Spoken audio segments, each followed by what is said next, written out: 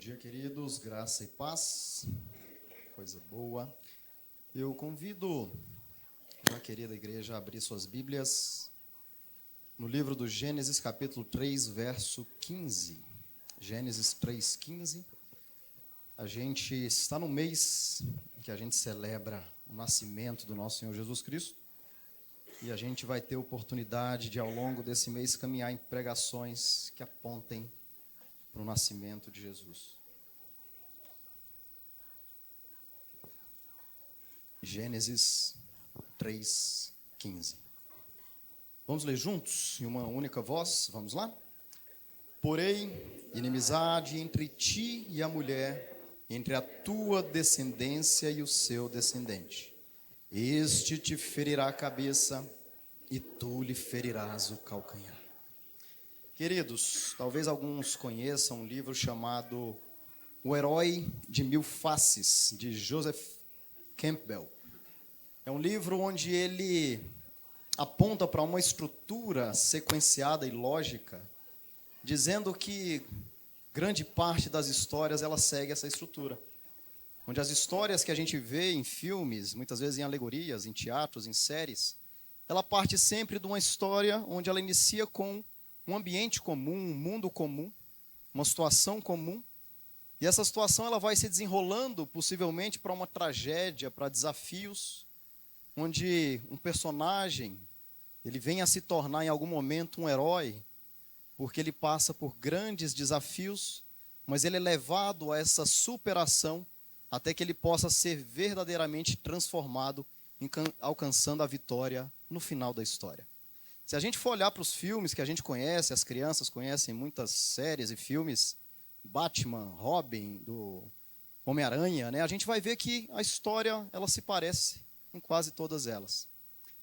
E quando a gente olha para essa estrutura que Campbell aponta, isso nos remete a algo muito maior. Isso nos remete à palavra do nosso Deus, que ela também traz uma estrutura, e eu creio que Campbell usa a palavra como alguma referência em alguma medida, onde a gente olhando para a palavra de Deus, a gente consegue ver uma história que tem um início, onde tudo era bom, mas uma história que ela caminha por tragédia, por desafio, mas existe uma grande promessa que aponta para uma grande vitória. Então, seguindo essa mesma analogia, eu quero convidá-los a caminhar comigo aqui hoje, como se a gente estivesse navegando numa minissérie de 4 capítulos, onde a gente vai navegar por um momento comum, um momento inicial, onde tudo era bom. A gente vai caminhar por uma situação de grande tragédia. No terceiro episódio, encontraremos grandes desafios, até a gente encerrar no último episódio dessa pequena minissérie, onde encontraremos uma grande promessa, apontando para uma grande vitória. E nesse sentido, queridos, passo a ler aqui Gênesis, capítulo 1, verso 31. Eu estou contando aqui com o apoio do meu irmão John. A gente vai fazer uma pregação aqui temática, então eu vou navegar na Bíblia de forma bem intensa. E eu peço que vocês acompanhem comigo. Em alguns momentos eu vou convidar a igreja para ler comigo, tá? Gênesis 1, 31 diz assim: Viu Deus tudo quanto fizera, e eis que era muito bom. Houve tarde e manhã, o sexto dia. Nesse primeiro episódio dessa minissérie, nós temos um tempo onde tudo era bom. Onde o nosso Deus havia feito tudo de forma perfeita. Onde Deus ele coloca o homem num lugar perfeito de forma perfeita. E quando a gente olha para aquilo que a gente tem aprendido com os teólogos, a gente descobre que as nossas relações, elas podem ser divididas em 3 partes, ou conhecidas como 3 mandatos, né? A nossa relação, no primeiro momento, ela direciona que nós temos uma relação espiritual com o nosso Deus, uma relação vertical. Nós temos uma relação social com a humanidade, uma relação cultural com a criação daquilo que Deus fez. Quando a gente olha para o primeiro momento, onde tudo era bom nesse primeiro episódio, a gente passa a entender que Deus havia criado tudo de forma plena e perfeita. Deus, ele cria todas as coisas e vem trazer o homem como a sua imagem e semelhança, como a coroa da criação. E isso era bom demais. Deus, ele sopra ao homem o fôlego de vida, fazendo do homem alguém semelhante a ele. Alguém que tinha e que compartilha, antigamente de forma perfeita, os seus atributos, parte desses atributos, de forma perfeita.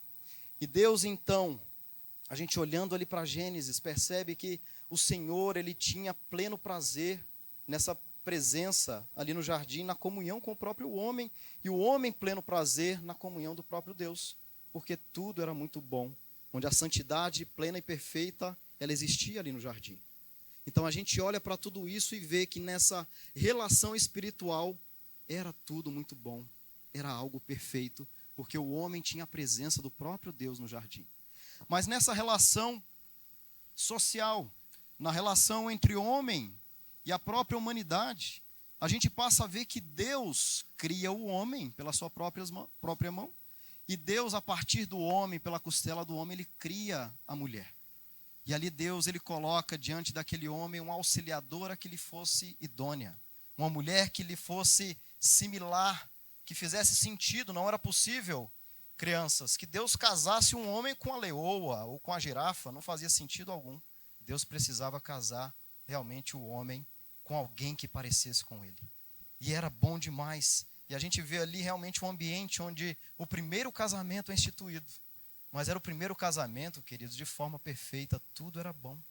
Não tinha discussão, não tinha confusão, não tinha briga, não tinha mentira, não tinha nada que pudesse causar a discórdia entre homem e mulher. Então Deus, nessa relação social, Deus coloca realmente o homem diante dessa boa comunhão ali com a mulher, os nossos primeiros representantes na terra, onde tudo era muito bom. Mas nessa relação cultural do homem com a própria criação, a gente vê também em Gênesis 2, que o trabalho do homem, ele era prazeroso. A gente tende muitas vezes a olhar para o trabalho como algo ruim. Ele se torna algo complexo diante do pecado, mas Deus cria o trabalho antes mesmo da queda. Então Deus colocou o homem para cultivar o jardim, para cuidar do jardim, para cuidar da criação, e realmente ele fazia isso com grande gozo e prazer. O homem tinha domínio sobre as coisas. Os animais obedeciam porque o homem governava diante deles. E a gente vê que a terra respondia a isso, produzindo tudo aquilo que era necessário para o homem se alimentar. E o nosso Deus, sendo bom demais, ele traz não só árvores que fossem frutíferas para o bom alimento, mas até mesmo para que fossem boas aos olhos do homem. Olha como Deus é bom. Um lugar perfeito, não tinha problema algum. Então, nessa relação espiritual, social e cultural, tudo era muito bom. Olha que coisa boa, a gente podia parar nesse episódio, era o que a gente gostaria. Mas não foi assim. A gente sabe que algo aconteceu. O Senhor fez um pacto ainda no jardim com o homem. Quando a gente lê ali na Confissão de Fé de Westminster, tratando sobre a lei de Deus, diz assim: Deus deu a Adão uma lei como um pacto de obras. Por este pacto, Deus o obrigou, bem como toda a sua posteridade, a uma obediência pessoal inteira, exata e perpétua. Prometeu a vida sob condição dele cumprir com a lei, e o ameaçou com a morte no caso dele violá-la, e o dotou com o poder e capacidade de guardá-la. O homem poderia sim dizer não, mas o homem, já a gente vai no próximo episódio descobrir o que ele fez. E quando a gente faz uma outra análise, olhando para essa capacidade de escolha do homem, a gente é levado mais uma vez à Confissão de Fé de Westminster, no que trata do livre-arbítrio, onde diz que o homem, em seu estado de inocência, tinha a liberdade e o poder de querer fazer aquilo que é bom e agradável a Deus, mas mudavelmente, de sorte que pudesse decair dessa liberdade e poder. Então o homem tinha a escolha nas suas mãos. Muitas vezes a gente se equivoca muito ao achar que o livre-arbítrio é algo que permanece sobre a nossa posse nos dias de hoje. Não. Só quem teve livre-arbítrio foi ali no jardim. Adão tinha essa condição de decidir entre a vida e a morte, não nós. Então Deus deu uma ordem lá dentro do jardim. Quando tudo era bom, Deus dá a primeira lei a Adão, dizendo: não coma do fruto do conhecimento do bem e do mal. tudo era bom, mas essa era a condição para que tudo permanecesse muito bom. Mas a gente precisa passar para o segundo episódio. E o segundo episódio, ele é trágico. Se a gente começa essa história olhando para um tempo onde tudo era muito bom, a gente se depara com uma grande tragédia, onde eu convido vocês a ler Gênesis 3, de 1 a 7, onde diz: mas a serpente, mais sagaz que todos os animais selváticos que o Senhor Deus tinha feito, disse a mulher: é assim que Deus disse, não comereis da árvore do jardim? Respondeu a mulher: do fruto da árvore do jardim podemos comer, mas do fruto da árvore que estava no meio do jardim, disse Deus, dele não comereis, nem tocareis nele, para que não morrais. Então a serpente disse à mulher: é certo que não morrereis, porque Deus sabe que no dia em que dele comerdes, se vos abrirão os olhos, e como Deus vereis, sereis conhecedores do bem e do mal. Vendo a mulher que a árvore era boa para se comer, agradável aos olhos, e árvore desejável para dar entendimento, tomou-lhe do fruto e comeu, e deu também ao marido, e ele comeu. Abriram-se então os olhos de ambos, e percebendo que estavam nus, coseram folhas de figueira e fizeram cintas para si. Queridos, se no começo tudo era bom, mas para que permanecesse bom era necessário que o homem cumprisse um mandamento de Deus: não coma. E a gente olha para esse texto e o homem comeu. E diante disso, e usando a mesma analogia que eu acabei de fazer, quando o tempo era tudo bom, diante das mesmas relações que o homem tem espiritual, social e cultural, essas três relações foram totalmente abaladas, impactadas por conta do pecado. Quando a gente olha para a relação espiritual do homem com Deus, a gente vê que diante do pecado, em Gênesis 3:8 e também no verso 23, diz que o homem se escondeu da presença do nosso Deus. O homem, ele fugiu de Deus. A intimidade que Deus tinha, que o homem tinha com Deus, se tornou, na verdade, um sentimento de medo do homem para com Deus. O pecado criou, queridos, um grande abismo entre o homem e o próprio Deus, incapaz do homem poder saltar de um lado para o outro. Quando a gente lê João 6:44, na parte A, diz que ninguém pode vir a mim se o Pai que me enviou não o trouxer. É impossível ao homem saltar de um lado para o outro, resgatar essa intimidade, não é possível, queridos. Em Êxodo 23 ainda diz que quando Deus ele olha para aquele descumprimento da sua lei, o próprio mandamento, o primeiro mandamento nos diz que não terá outros deuses diante de mim. Então o homem passa ali mesmo no jardim, já a adotar esse coração inclinado a não adorar mais perfeitamente o próprio Deus. E a gente olhando para a nossa vida hoje, queridos, a gente vê que isso faz todo sentido. Quando a gente busca nos colocar no lugar do nosso Deus, nos fazendo o próprio Deus, as nossas vontades passam a ser vontades plenas e perfeitas. E quando pessoas nos desagradam, a gente se ira. Porque o nosso coração agora está inclinado a nos colocarmos no lugar do próprio Deus, sendo pessoas de uma adoração imperfeita. O homem nunca perdeu o seu senso de adoração. O homem nunca deixou de adorar, mas agora ele adora de forma imperfeita. Porque o pecado, ele quebrou tudo isso. Mas a gente nessa relação, queridos, espiritual, a gente vê que houve o grande abalo dessa relação perfeita com o nosso Deus, criando uma guerra nossa com o próprio Deus, uma separação incapaz de nós podermos alcançá-la. Mas não só essa relação foi quebrada, mas também a relação social. Porque o homem, diante da própria humanidade, a gente olhando ali no próprio Gênesis, quando Deus traz essas sentenças ao homem, à mulher e à serpente, ali naquele primeiro momento já começa a existir uma troca de acusações entre Adão e Eva. Gênesis 3:12 diz: então disse o homem, a mulher que me destes por esposa, ela me deu da árvore e eu comi. Ali no jardim as coisas já começam a se quebrar. Porque o homem começa a acusar a mulher, essa relação que era perfeita, eles viviam da forma mais plena possível, e isso passa a estar quebrado. Ali já passa a existir disputa. Gênesis 3,16, parte B, diz que o teu desejo será para o teu marido e ele te governará. Essa relação que era perfeita de homem e mulher, ela está agora quebrada. Porque agora o próprio Senhor está dizendo, mulheres, diante do pecado cometido, vocês vão querer ser como homens. Mulheres, agora esse homem, ele te governará. Ele é o cabeça agora da família. Você precisa estar sob essa missão dada por ele. Ou sob. Então aqui, queridos, a gente olha para essa cena e a gente compara com aquilo que a gente passa hoje.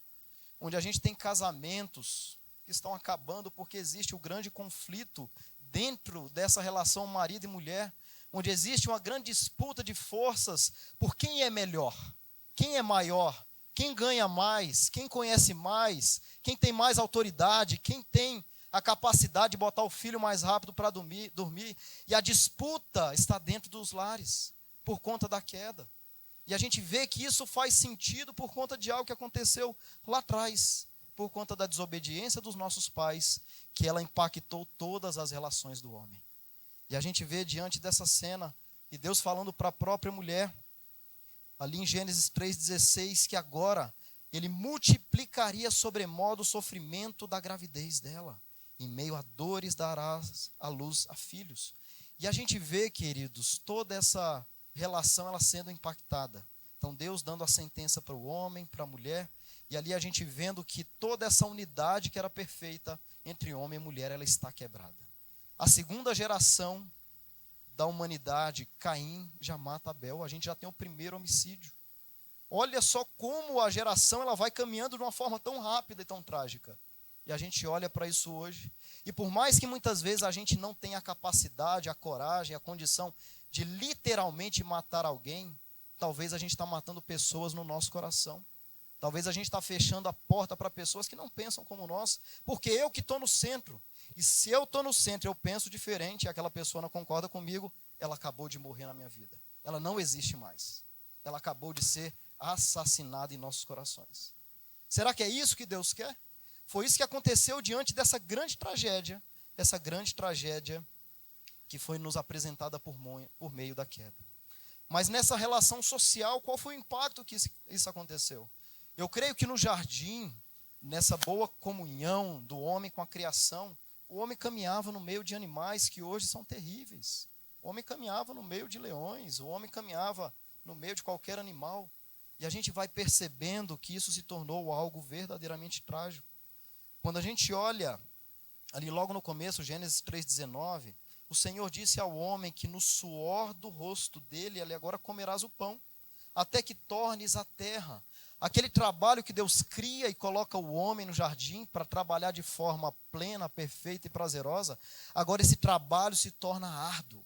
É por isso que quando chega no domingo e as horas vão passando, e eu creio que muitas pessoas já começam a sofrer pelo dia que virá, porque ele já sabe que a segunda-feira começa, tendo que suportar aquele chefe insuportável, tendo que executar aquela atividade que você não gosta de fazer, mas você precisa fazer. O pecado nos fez chegar a esse ponto, da gente muitas vezes querer não ir para o trabalho, querer não trabalhar, querer desprezar a bênção que Deus nos deu, que é o trabalho.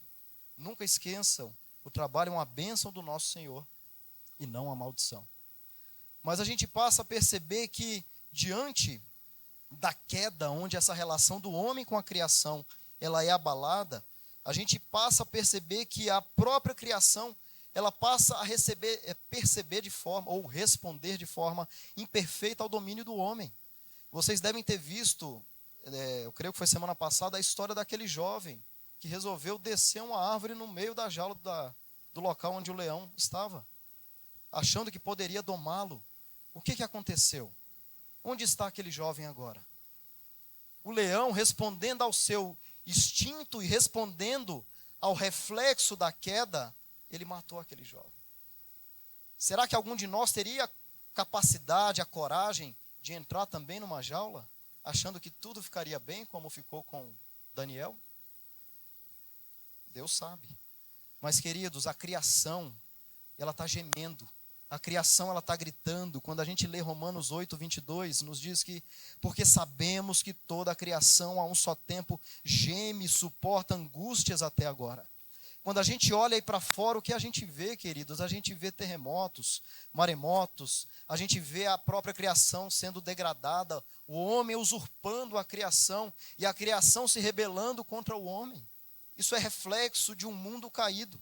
Isso é reflexo de um tempo onde a gente desfruta da inconsequência de uma desobediência. E o que cabe a nós diante de tudo isso? Diante de um tempo onde a tragédia tomou a vida do homem por conta da queda. Se a gente passou no primeiro episódio dessa minissérie, onde tudo era bom, mas não ficou tudo bom, algo aconteceu no segundo episódio, uma grande tragédia. A maior tragédia de todas essas é o homem estar apartado da presença do seu Deus, diante agora de um abismo incapaz de poder superá-lo. Mas a gente precisa passar para o terceiro episódio. E o terceiro episódio é o homem diante desse grande desafio, ele tentando resolver um problema que ele causou. E eu peço à igreja que possa ler Isaías 59, de 1 a 4. John, por favor, leiam.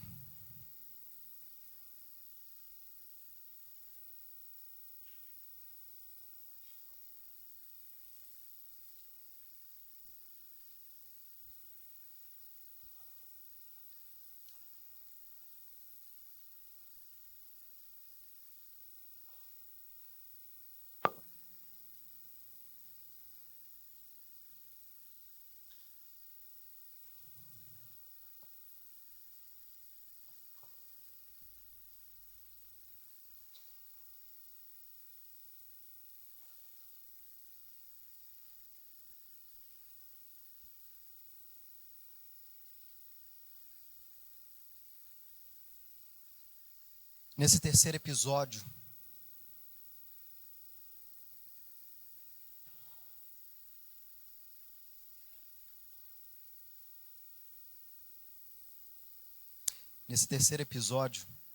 o homem se depara com um grande desafio. O homem agora ele está diante de uma situação onde, dentre os 5 pontos do calvinismo, o primeiro ele chama de depravação total. Diz assim: tanto por causa do pecado original, como pelos seus próprios atos pecaminosos, toda a humanidade, exceto Cristo, em seu estado natural, é inteiramente corrupta e completamente má.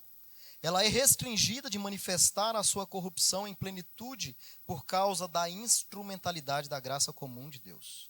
Em conformidade com a sua natureza, ela é completamente incapaz de salvar-se a si mesmo.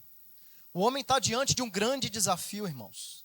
O homem criou uma situação de guerra e de rebelião diante do próprio Deus, onde ele tinha o livre-arbítrio, a possibilidade de escolha em se manter santo, desfrutando da vida eterna, ou numa situação de pecado, agora desfrutando, se dá para dizer que é desfrutar, ou inclinado, ou direcionado para a morte eterna. E a gente passa a entender diante disso que a gente compreende com os nossos irmãos teólogos, que o homem ele se encontra totalmente depravado. O que quer dizer isso? O homem ele é plenamente corrupto, incapaz de querer escolher o bem. O homem sozinho não tem a possibilidade de fazer essa escolha. E a gente tem alguns textos que nos ajudam a compreender isso. Eclesiastes 7, 29 nos diz: eis que tão somente achei que Deus fez o homem reto, mas ele se meteu em muitas astúcias. Romanos 3, 23 nos diz: pois todos pecaram e carecem da glória de Deus. Queridos, não pensem que tem alguém que nasce bonzinho e o outro mau. Todos carecem da graça de Deus. Salmo 51, 5. Davi dizendo, eu nasci na iniquidade, e em pecado me concebeu minha mãe. A gente vê uma criança que acabou de nascer no primeiro dia de vida, e ela já faz birra porque ela sabe que é bom ficar no colo da mãe mamando, e não no berço. Acabou de nascer. De onde vem isso? Dessa queda. Mateus 15, 19. Porque do coração procedem maus desígnios, homicídios, adultérios, prostituição, furtos, falsos testemunhos, blasfêmia. A gente olha, queridos, para esses textos e apontam para um homem que acha que pode se salvar sozinho, e a palavra está dizendo: não, você não pode. Quem poderia ter feito isso, escolheu a morte. E a gente vê diante disso que o homem não tem capacidade para se salvar sozinho. Vocês leram agora há pouco Isaías 59, 2, 3, que diz: mas as vossas iniquidades fazem separação entre vós e o vosso Deus, e os vossos pecados encobrem o seu rosto de vós, para que vos não ouça. Deus não quer nem olhar para esse depravado. Deus não quer nem ouvir esse depravado. O verso 3, porque as vossas mãos estão contaminadas de sangue, e os vossos dedos de iniquidade. Os vossos lábios falam mentiras, e a vossa língua profere maldade. O homem, ele foi totalmente abalado. Não sobrou nada de bom. O homem não pode fazer nada de bom. O homem não tem condição de escolher aquele que é bom, porque essa possibilidade existiu no jardim e hoje já não tem mais. Então o homem não pode ir sozinho à presença de Deus. Mas a gente passa a ver também que o homem não só não pode, como o homem também não quer. Quando a gente lê Romanos 7,18, nos diz: porque eu sei que em mim, isto é, na minha carne, não habita bem nenhum, pois o querer o bem está em mim, não porém o efetuá-lo. E a gente vai ver essa complexidade de entendimento do homem entre o querer e o realizar. Então, mais uma vez, a gente lê aqui o capítulo 3 do livro da Confissão de Fé, que fala sobre o livre-arbítrio e diz assim: o homem caindo em um estado de pecado perdeu totalmente todo o poder de vontade quanto a qualquer bem espiritual que acompanhe a sua salvação. De sorte que um homem natural, inteiramente adverso a esse bem e morto no pecado, é incapaz de, pelo seu próprio poder, converter-se ou mesmo preparar-se para isso. Queridos, a gente vai ver que o homem, ele não pode, e o homem não quer. A gente leu agora há pouco, eu passo a ler de novo, João 6,44. Ninguém pode vir a mim, se o Pai que me enviou não o trouxer.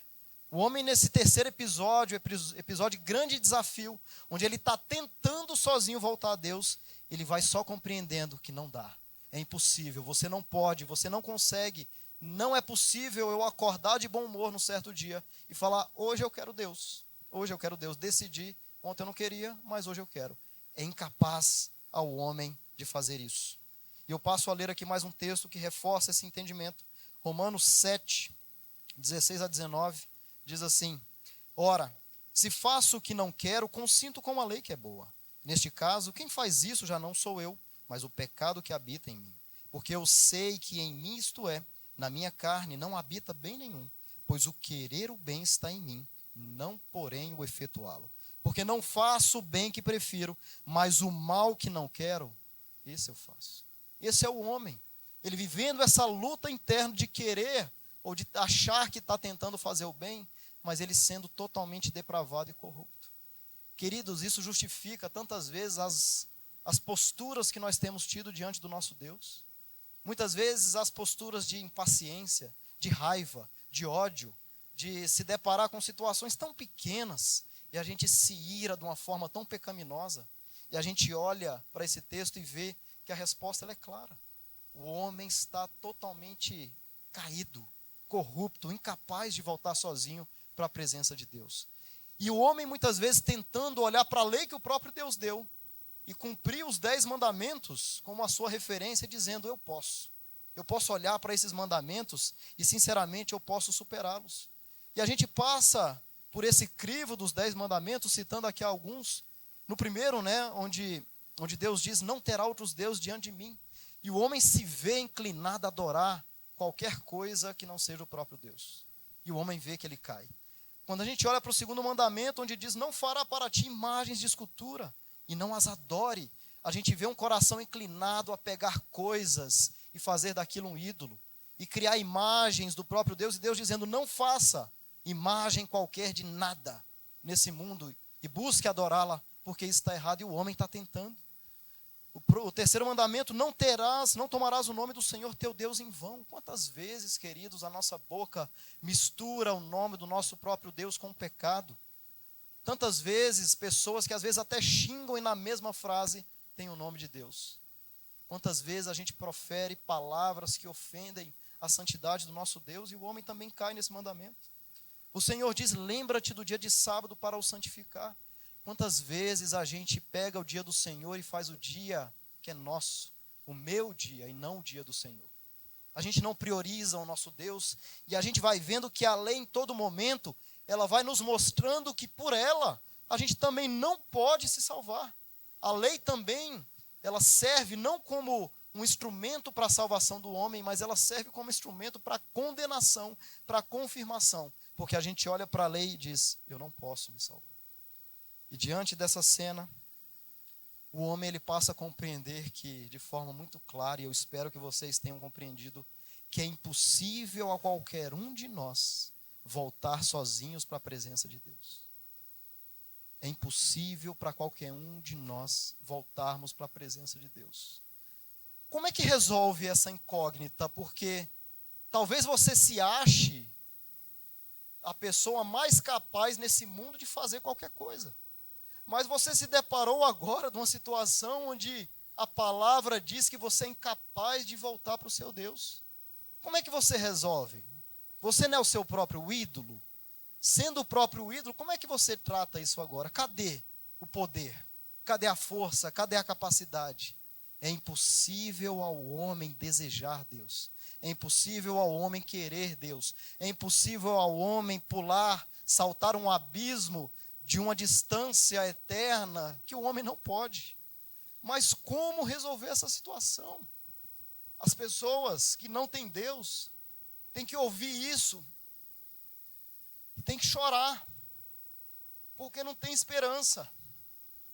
Porque diante disso, se eu sou meu Deus, e eu não consigo me salvar,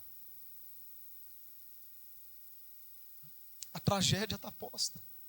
É por isso que as pessoas se apegam a esse mundo, querendo desfrutar dos plenos prazeres que tem aqui, porque eles sabem que quando isso acabar, acabou o que ele achava que era prazer verdadeiro. Mas a gente precisa passar para o último capítulo dessa minissérie, para o último episódio. E esse último episódio, queridos, ele é de grande alegria, de grande gozo. Porque já que o homem é incapaz de salvar-se a si mesmo, esse último episódio, assim como os filmes, muitas vezes deixam para o final o retorno da história, a solução do problema que aconteceu, aqui também, a gente olha para essa história e vê que há solução sim. Porque existe alguém, que não somos nós, que pode resolver esse problema. O segundo ponto, dentre os 5 do calvinismo, é a eleição incondicional. E ela diz assim: antes da criação do mundo, em sua simples e livre graça e amor, Deus elegeu a muitos pecadores para uma completa e final salvação. Contudo, sem prever a fé, ou as boas obras, ou qualquer outra coisa que lhe servisse de condição ou causa que movesse Deus a escolhê-los. Que seja afirmado, a base da eleição não estava neles, mas no próprio Deus. A história aqui começa a virar, irmãos. Porque se ninguém podia resolver, alguém pode. Leio de novo Isaías 59:1, onde diz que eis que a mão do Senhor não está encolhida, para que não possa salvar, nem surdo o seu ouvido para não poder ouvir. Se ao mesmo tempo o Senhor parece que tapa os olhos e os ouvidos, porque Ele não quer ouvir um pecador, ao mesmo tempo a inclinação desse Deus é ser misericordioso para dizer, eu estou aqui. Você não pode vir até mim, mas eu posso ir até vocês. E qual que é o texto de referência da nossa pregação hoje? Que ele aponta para algo precioso, porque nós estamos no 4º capítulo, que aponta para uma grande promessa. Tanto que hoje o tema da nossa pregação, e ela é intitulada, né, e cravada nesse último episódio, ela aponta para a primeira promessa de Natal. Quando a gente lê de novo Gênesis 3,15, diz: porém, inimizade entre ti e a mulher, entre a tua descendência e o seu descendente. Este te ferirá a cabeça e tu lhe ferirás o calcanhar. Se o homem não é capaz de salvar a si mesmo, existe alguém que pode. E esse alguém que pode, ele é tão bom, que no mesmo momento, na mesma cena, onde ele ali traz a condenação para o homem, ele já diz: eu vou resolver esse problema. Esse Deus é bom demais. E a gente olha para essa grande promessa, queridos, essa primeira promessa de Natal, e a gente olha para ela e eu vou passar aqui por 3 pontos, que a gente vai perceber por quê. Eu não estou na introdução, viu? Eu já estou no último. A gente vai perceber por que essa promessa de Natal ela é tão especial. E o primeiro ponto é: a promessa de Natal ela é especial por conta do autor da promessa, por conta de quem fez a promessa. Salmo 92 diz: antes que os montes nascessem e se formasse a terra e o mundo de eternidade a eternidade, tu és Deus. Queridos, quem fez a promessa, ele é eterno. Quem fez a promessa, ele existe desde sempre e existirá desde sempre. Quem fez a promessa, ele conhece desde antes do primeiro capítulo até o final. Então, quem fez a promessa, ele é eterno. Ele tem condições sim de fazer a promessa. Mas ele não somente é eterno, ele é poderoso. Jeremias 32, 27 diz: eis que eu sou o Senhor, o Deus de todos os viventes. Acaso haveria coisa demasiadamente difícil para mim? Queridos, quem fez a promessa, ele tem poder para fazer e garantir essa promessa. Não é alguém como nós que faz uma promessa e na primeira oportunidade a gente já descumpre. Ele pode, porque ele tem poder. Números 23, 19 diz: Deus não é homem para que minta, nem filho do homem para que se arrependa. Porventura, tendo ele prometido, não fará? Ou tendo falado, não cumprirá? O nosso Deus, querido, ele não mente, ele é incapaz de mentir. Se ele é incapaz de mentir, fazendo ele uma promessa, ele não cumprirá? É claro que ele vai cumprir. Mas o nosso Deus também é bom. Salmo 118, 1, rendei graças ao Senhor, porque ele é bom, porque a sua misericórdia dura para sempre. O nosso Deus é bom. Ele é eterno, ele é poderoso, ele é verdadeiro, ele é bom e ele é muito mais do que tudo isso. Mas eu quis enfatizar nesses 3 atributos do nosso Deus, que apontam que ele é o autor, porque ele pode ser o autor, e isso faz com que essa promessa seja verdadeiramente especial. Mas o primeiro ponto é: por que essa promessa é especial? Porque o autor da promessa é Deus, e ele pode garantir isso. Mas o segundo ponto, por conta da continuidade da promessa. É uma promessa que ela não parou ali no jardim. Então a gente vai olhando para essa promessa e passando a compreender a teologia da aliança do nosso Deus. A gente olha para a Bíblia, que é um livro de 66 sublivros, um único livro de 66 sublivros, que ela conta uma única história. E a gente vê que o nosso Deus, ele não foi criando alianças distintas e dissociadas de modo algum. Ele aponta para aquele primeiro pacto feito ali com o homem, dentro do jardim. E a gente passa a entender, só relembrando aqui mais uma vez, né? A primeira aliança feita com Deus, a aliança adâmica, né? Gênesis 3,15, porém, amizade entre ti e a mulher, entre a tua descendência e o seu descendente. Este ferirá a cabeça e tu lhe ferirás o calcanhar. Mas Deus dá continuidade, ele faz uma aliança com Noé. Gênesis 9, 11, 13. Não será mais destruída toda a carne por águas de dilúvio, nem mais haverá dilúvio para destruir a terra. Mas Deus, ele vai seguindo nessa boa aliança, porque ele disse que viria um descendente da mulher. E como é que ele garante que esse descendente chegue até o momento oportuno? Deus vai fazendo alianças. Então Deus não vai destruir mais a terra. Mas ele faz também uma aliança com Abraão. Gênesis 17, 7. Estabelecerei a minha aliança entre ti e a tua descendência no decurso das suas gerações. Aliança perpétua para ser o teu Deus e da tua descendência. Deus, ele cria um grande povo e está dizendo: meu filho vai vir daí. E daí a gente olha para a aliança mosaica, Êxodo 19, 5. Agora, pois, se diligentemente ouvirdes a minha voz e guardardes a minha aliança, então sereis a minha propriedade peculiar dentre todos os povos, porque toda a terra é minha. Deus faz a mesma aliança com Moisés para que o povo de Deus pudesse dar continuidade ali naquela mesma história. Mas Deus também faz uma aliança com Davi. 2 Samuel 7,16. Porém a tua casa e o teu reino serão firmados para sempre diante de ti. Teu trono será estabelecido para sempre. O próprio Deus diz, Davi, é da sua linhagem que vai vir o rei da glória. É da sua linhagem que vai vir o meu filho, o rei dos reis. Mas Deus então resolve fazer o que nós conhecemos como a nova aliança. Não é que Deus muda aquilo que ele previu, mas ele está dizendo, todos esses aí atrás, que eu fiz alianças e pactos, eles são apenas sombras imperfeitas para aquele que é perfeito. Deus faz então uma nova aliança. Jeremias 31, de 31 a 33 diz, eis aí vem dias, diz o Senhor, em que firmarei nova aliança com a casa de Israel e com a casa de Judá.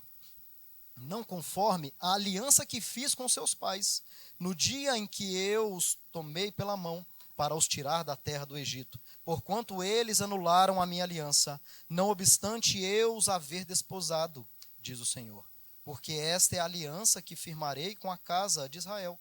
Depois daqueles dias, diz o Senhor, na mente lhes imprimirei as minhas leis, também no coração lhes inscreverei, eu serei o seu Deus, e eles serão o meu povo.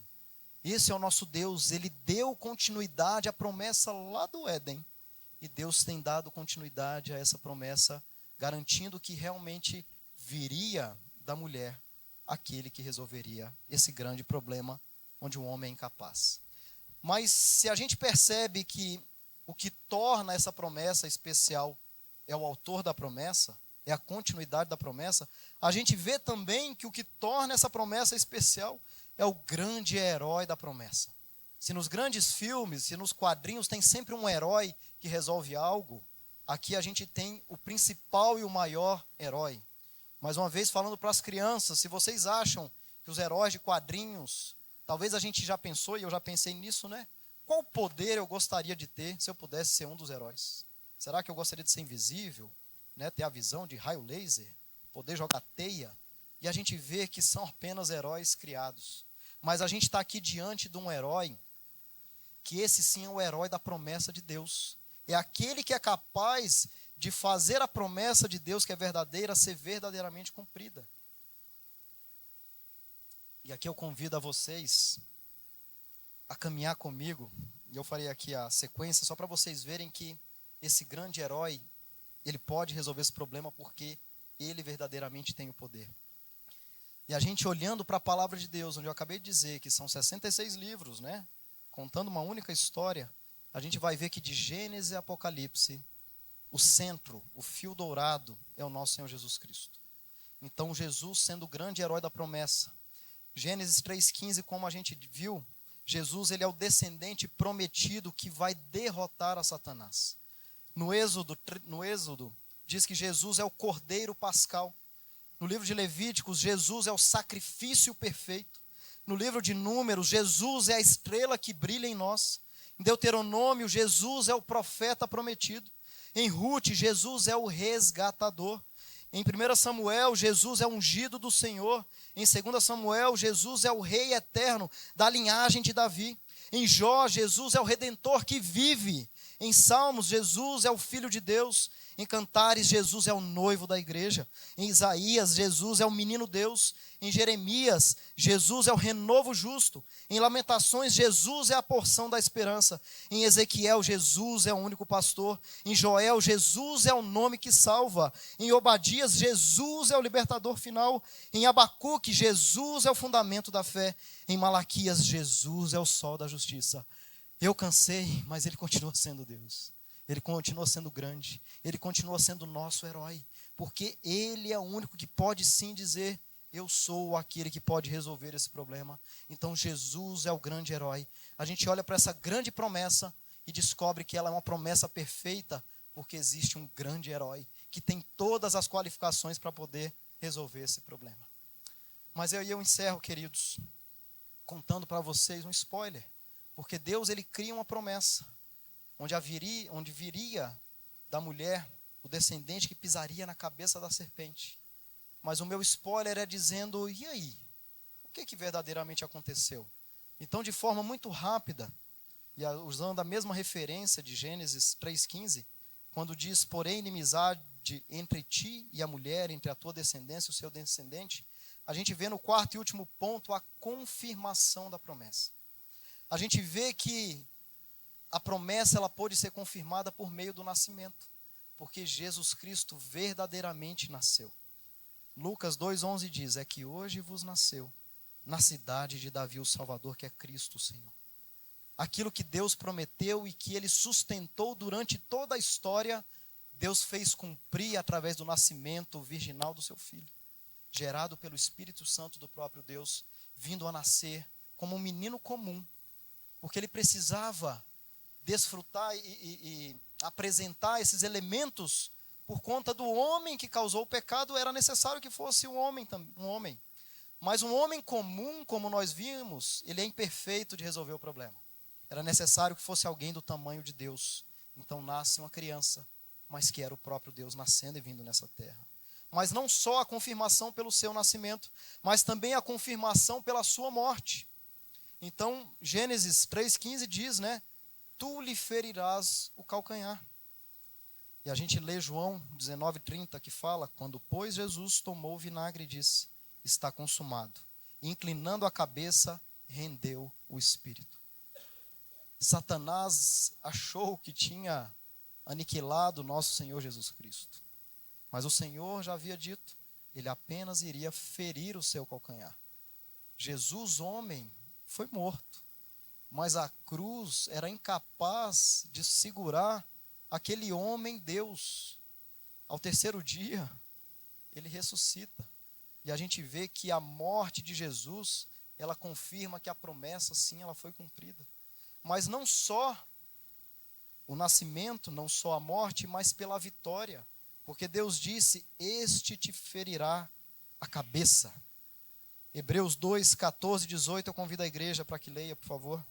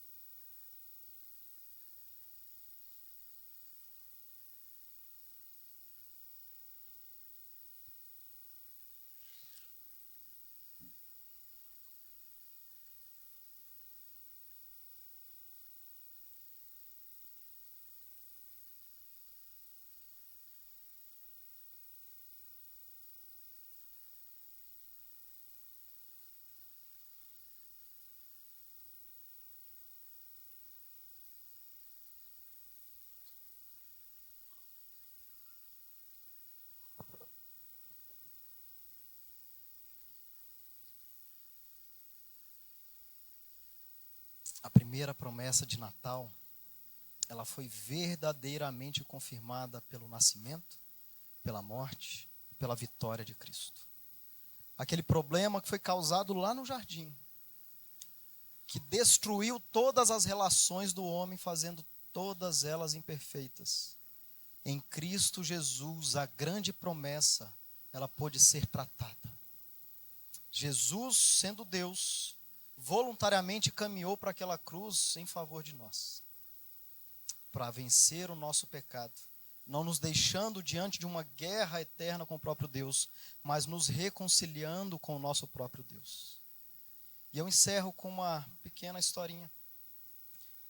Certa vez, numa cidade, um grande apagão aconteceu. E diante daquele grande apagão, toda a cidade escura, casas, prédios, ruas, num grande breu onde as pessoas mal podiam tocar ou ver aquilo que estava a um palmo do seu nariz. Aquelas pessoas diante de uma cena terrível, onde o tempo, a cada vez que ia passando e a luz não voltando, as pessoas passando a ter cada vez mais medo diante daquela situação de grandes trevas. E as pessoas já não sabiam mais o que fazer. Como resolver isso? Como? O que será que aconteceu? Cadê a luz?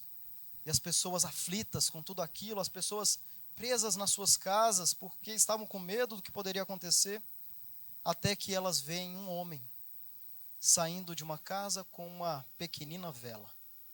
E aquela luzinha indo para o centro ali da cidade. E as pessoas, diante de um grande breu, por mais que fosse uma pequena luz, eles podiam perceber que algo diferente estava acontecendo. Então as pessoas, diante daquela pequenina luz, elas foram tomando coragem para sair da sua casa e se aproximar daquela pequenina luz. Até que cada pessoa que ia se aproximando com uma velinha apagada, aquele homem pôde ir acendendo cada velinha a ponto de toda aquela cidade ter as suas pequenas velas acesas. Aquele grande breu, aquela grande trevas, ela já sendo superada por aquelas luzes que agora estavam acesas. E a gente olhando para essa singela história, a gente olha para Gênesis 3,15 e vê que Deus fez uma promessa lá atrás, onde Adão e Eva talvez nem entenderam direito o que Deus estava dizendo. Mas Gênesis 3,15, irmãos, ele corta toda a história dizendo que ela foi essa pequenina luz, não pela limitação do nosso Deus, mas como uma pequena promessa, que ela segue toda a história, iluminando a vida de cada um de nós. Então nós que estávamos em grandes trevas com nosso Deus, não podendo nós mesmos acender talvez uma pequenina vela, mas um homem capaz, o nosso grande herói Senhor Jesus Cristo, ele tendo vida em si mesmo, ele deu vida a nós, iluminando a nossa vida. Então se a gente quer sim desfrutar da plena eternidade, é nisso que a gente deve crer, que Jesus é o nosso Senhor e Salvador, aquele que nos tirou de uma grande trevas e nos colocou na sua presença de luz, onde Deus nos coloca na presença do reino do Filho do seu amor. Que Deus te abençoe, que Deus possa guiá-lo, conduzi-lo sempre na presença do nosso Senhor.